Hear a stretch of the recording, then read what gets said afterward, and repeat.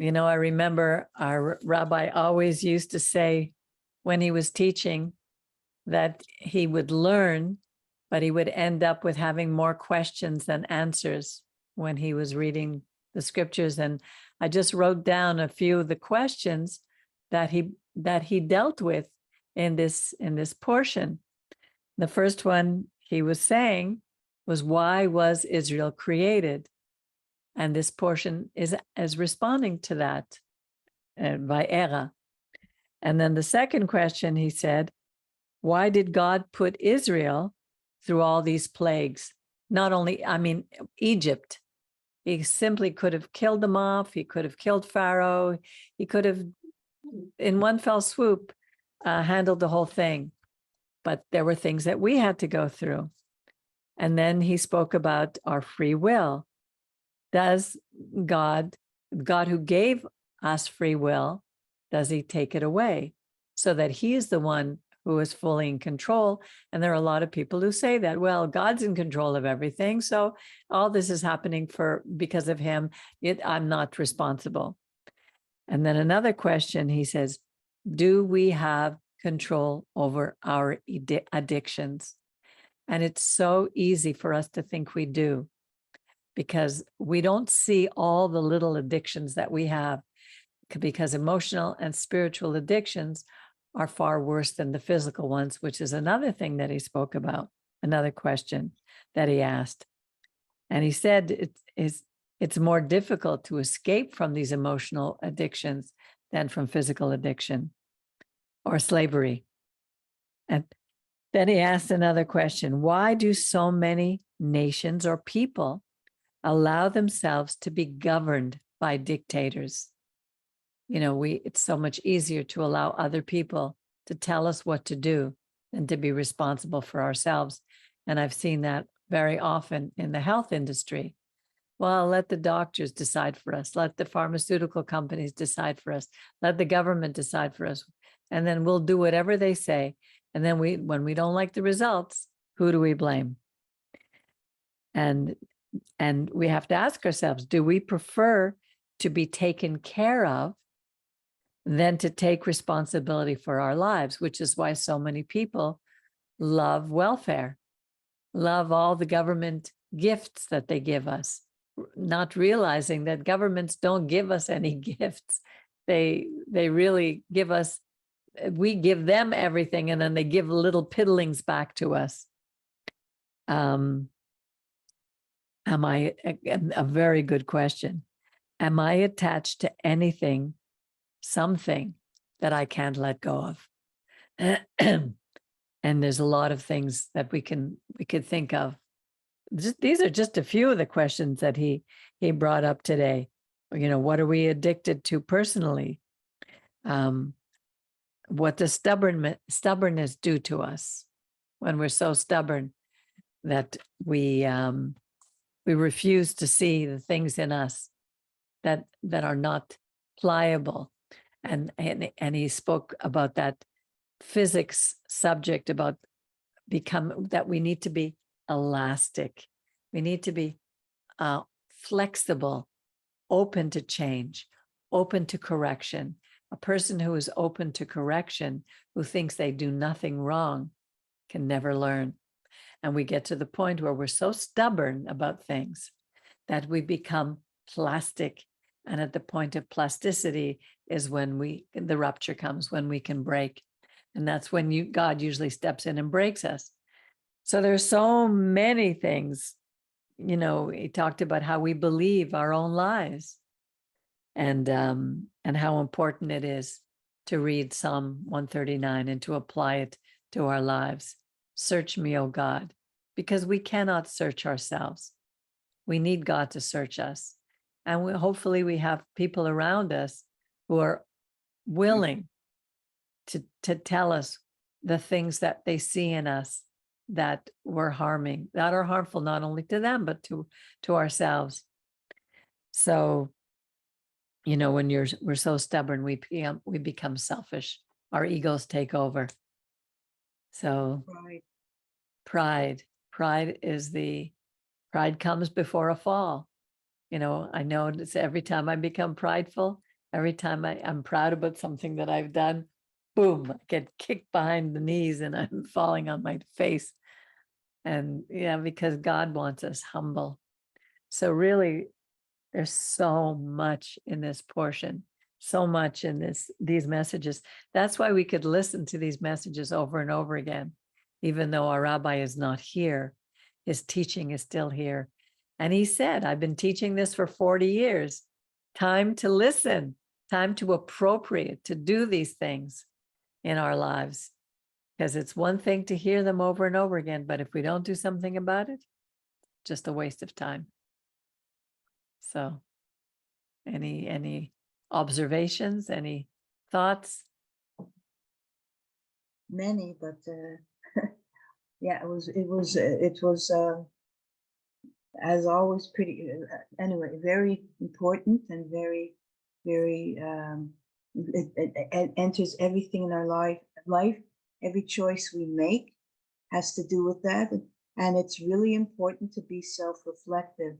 And some people by nature are less than others. We're just given different natures, but we all have our way of self-examining, in a healthy way. It could become obsessive. That's not the same. Obsession is not the same as objectively trying to look at yourself and your actions. And sometimes it's very hard. It's hard to admit. We think we could admit. Sometimes I say, well, I could admit I'm wrong. But when I'm faced with certain things, it's like, ooh, it's painful to see, that we may have done wrong. But, I think about things like the Pharaoh, for example, and elasticity. When it says God hardened his heart, it's not really that he hardened his heart. It's Pharaoh hardened his heart. Well, if you read it, Miriam, the first few times, Pharaoh hardened his own heart. And then it says God hardened Pharaoh's heart. Yeah, but it doesn't mean really that God hardened his heart. It's that he allowed himself, he got to the point where he was like a hard plastic, and exactly. I don't know if a person come back from that, when it's too far gone. Remember in the as I've always mentioned in the Messianic writings where it says, his conscience has become seared. Right. Like it's hard. It can't go back. So I mean, I think people like Hitler or people like that who don't have a conscience anymore. It's also in that sense you could say God hardened Hitler's heart. No, he just Hitler got to a point where there was no return, no remorse. No, you remember at the Nuremberg trials for the Nazis, one of the famous Nazis actually said something like he would do it again. There was no remorse at all, not even a speck of remorse. No, he had convinced himself that what he was doing was right. Yeah. Yeah. It's very sad, very difficult. And there's a lot of little Hitlers today, a lot of people who are believing lies. But the sad thing is we're able to convince ourselves that these lies are true. Yeah. But it goes into all aspects of our lives. I mean, when you know that there's something bad for you, if you eat too much sugar and it's bad for you, and yet comes a day and you say, oh, I'm feeling fine. I'll have some today. What's a big deal? And then you suffer again. And I know because I go through it personally. Yeah, me too. I just went through it yesterday. I was working on finishing off the lasagna I was making, and it was pretty late when I finished. Anyway, so I'll just try a piece. But yeah, right, try a piece. Anyway, it was so good, and I ate a huge chunk, and I really, I don't know how much sleep I got yesterday, not very much. And I said, well, Miriam, you did it. You did it, exactly. It's but at least you admit it. It's your, that a lot of people have no depth. They don't examine. That's why that Psalm 139 is so important. Search me, oh God, know my heart. Show me if there's anything. And it's not only the little things like what we eat. It's in all the areas of our life. Like I know people who can never admit that they've done anything wrong. You know, Yeah. everybody else is wrong, but them, they have all the answers. And those are the people that cannot grow. They just, it's almost scary. And they even say that they believe in God. But I see it. Yeah. I know people who are in the hospital, sick. They've made themselves so sick because they absolutely refused to look at things that they were doing that were harming themselves. And It becomes embroiled in like a mesh, like that kind of thing could lead to an addiction, which is very hard for anybody to get out of. So sometimes what they're saying is, I'm too dependent on this addiction and I can't and I won't, you know. There's got to be something that breaks, that says, okay, I want to do this. Because God does partner with us. We have free will, but he does. If we say, let's say an addiction to alcohol or whatever, I saw that with my own mother, blessed be her memory. She tried and then she just couldn't. And then anyway, sometimes if you've gone too far, it's really hard. And you have to say, God does partner with us. If you say, I'm going to do my part, God will help you to deal with these things. yeah. It's Yeah. not just free will. That doesn't mean we're alone in the universe and we just make choices, but it's willingness to, in my opinion, to partner with the creator of the universe. Yeah. Some people don't realize that by facing something that just seems so painful, by looking at it and walking through it with somebody, you can't always do it on our own because there's too many painful experiences. But when we walk through it with a different perspective, God is there with us and he can get us through. But if we believe that we'll never get out of these things, we will fall apart if we deal with something that's so painful that we don't want to go there, then there's no help. We have to be willing to look at something. You have to stare fear in the face. You have to look at it directly in the face. What am I afraid of? Is it real? Is it just sometimes fear is a body memory. This thing is so far gone in the past, and we translated it with the eyes of a child. And yet, if we looked at this fear as an adult, it would be nothing.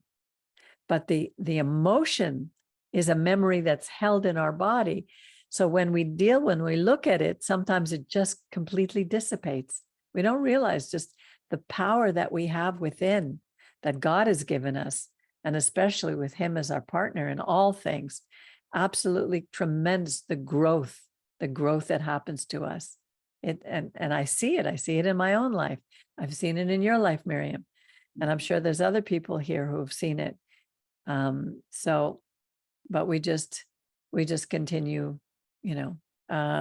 reading and learning from the Torah and helping others in our lives. You see it. Oh, sorry, go on. Yes, go ahead. Okay. I'm just saying, me and dogs, I love dogs. And you see it. I watch dog shows. For example, dogs, for whatever reason, they've been adopted and they've had a bad life before, and they're set and stuck and they cannot do certain things. But with proper patience and training, slowly, I remember one dog would refuse to go in water. And this was like a water type of dog, was so terrified. And slowly, the person got them to go in, and then now they loved it. They're swimming around, and it was like a whole world opened up. And it's the same with us. Exactly. We have to go slowly. It's a process, but if you're so set in your fears that you cannot see, at least at first, recognize that it may not be based in reality, then it's very hard if you don't take the first step. Is just facing it. Exactly. Like Psychology 101 says, just look at it, say, yes, this is the way I'm reacting to it, and it's possible to change. Yeah, we don't realize that that's what the Torah is. It's not a religious book. The Torah is a book of life's principles, and and we don't need to, we need to step back. It's so important to step back and look at the bigger picture, not to get caught up in the minutiae, of you can go as deep as you want in the Torah, but basically it's a book of stories that help us to see how to handle our lives today, because we all have to struggle. How do we handle things? We all have to make a multitude of decisions every single day in every area of our lives. What to eat, when to get up, when to go to sleep, what to say to our family, what to say to neighbors, how to deal with problems that come up. These are everyday, and it gives us the tools for living a good life. That's what we need. Those are things. Some people, I always repeat this, but it's only because I keep confronting it. Then when we say it's not religious, we know what we mean. But when some people hear that and they say, "Oh, you don't believe in God?" And I say, "Oh, yes, I do." So religious doesn't mean leaving God out of it. It's leaving all the man-made rules that out of it. Even when we read at the beginning of the liturgy that God puts in us, he puts in us the desire to follow him.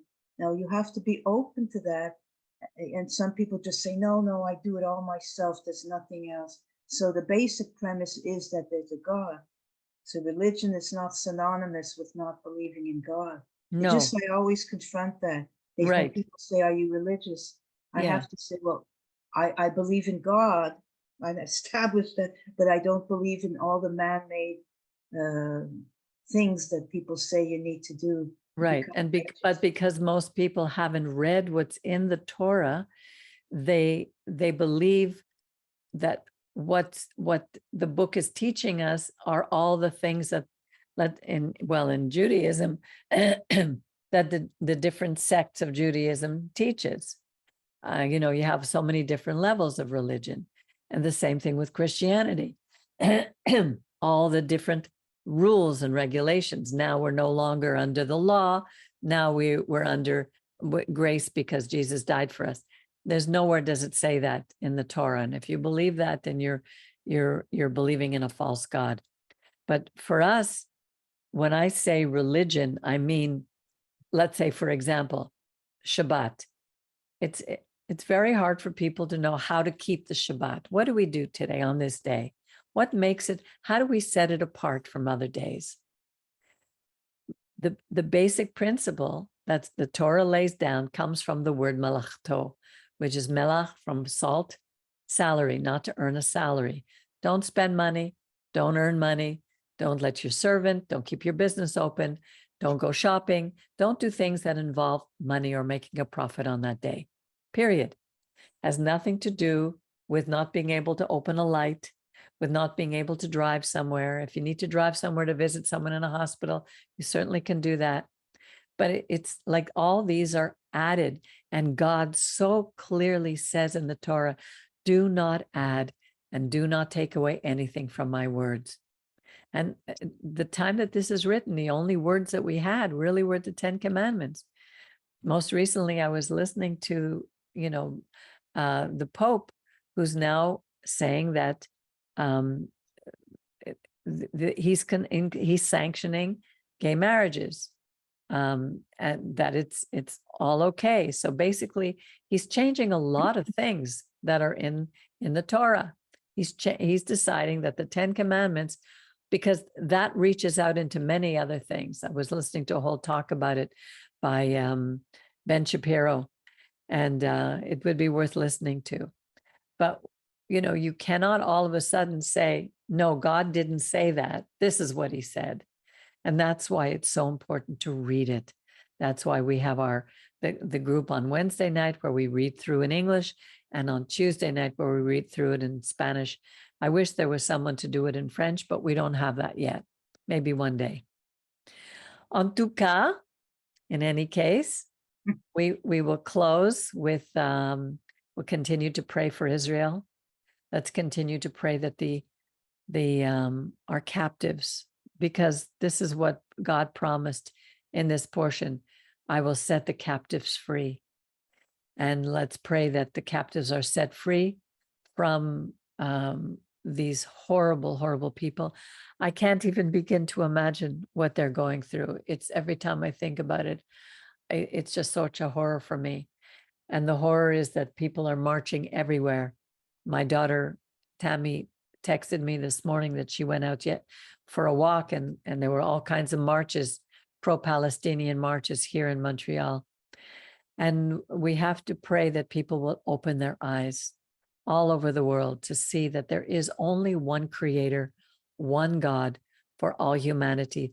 That's what God was doing with Pharaoh and the Israelites through these plagues, and these plagues that we see all over the world. Even today, we're seeing that God is showing not only the Egyptians or all the nations that there is only one, and he also has to show the Israelites. And people have to realize also in this, this whole debacle, this horrible thing happening in Israel, of course, free the slaves, the captives. That's obvious, especially to us Jewish people, but we're not, on the other hand, happy that Palestinian children and women and men are being killed. So people, when I talk about it to people, of course, that's not our wish. It's not Israel's wish to kill children. No, they do the absolute opposite. They warn people to get out. They tell them where they're going to bomb. They care about life. The army of Israel cares about life, but the propaganda, the lies of the media, it's very easy to spread lies, and that's what's happening. So we just have to keep looking for the alternative programs on social media that speak the truth of what's going on. And SOS. So I wish you all a wonderful Shabbat. Angel, it was good to see you. And the